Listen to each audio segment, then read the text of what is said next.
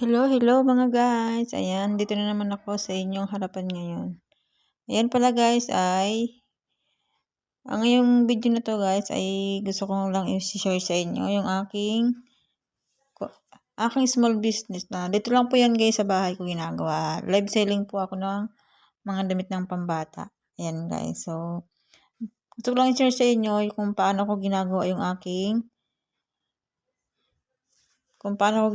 aking pagmamanage dito sa aking pagla-live selling. Ayan.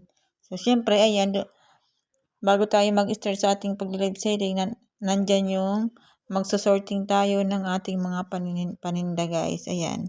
So, dyan sa part na yan, ay pipiliin ko dyan, guys, yung mga pwede ko may benta ng mahal at yung pwede ko may benta ng mura. Syempre, unahin natin may benta yung mga mahal. Yung mga mahal, ayan, syempre kasi doon tayo kikita. Ayan guys. So, yan pala ay 100 pieces mga damit pambata yan guys. Ito yung pinakapatok ngayong bare months. Yung mga damit ng pambata. Ayan. Sa sorting na yan guys, malalaman nyo kung magkano ang kikitain nyo doon sa bell na nabili nyo guys. Ayan.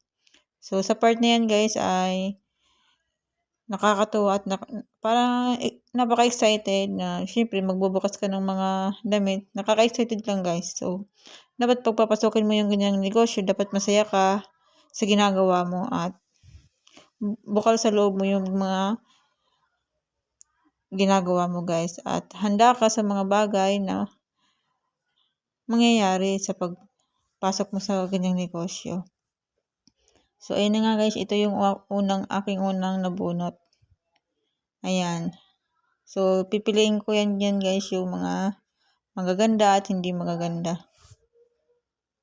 Ayan. At dito naman sa aking pinaglalayban ng area ay, ayan, dapat, ako guys ay sinosorting ko yung aking mga paninda. Ayan. Simula sa newborn hanggang sa pang 12 years old. Para pag naghanap yung mga buyer, kung pang ilang taon yung hinahanap nila, ay alam mo kung saan mo dadamputin yung mga items. Kasi iba-iba kasi guys yung mga buyers, iba-iba yung hinahanap nila. So, pag hindi mo naibigay yung gusto nila, hindi mo ma-flex yung mga sa pang-age na gusto nila, ay aalis yan sila sa iyo. So, isa din yun guys sa technique na makahatak ng mga maraming viewers at maraming customers. So, yun lang guys. Thank you for watching.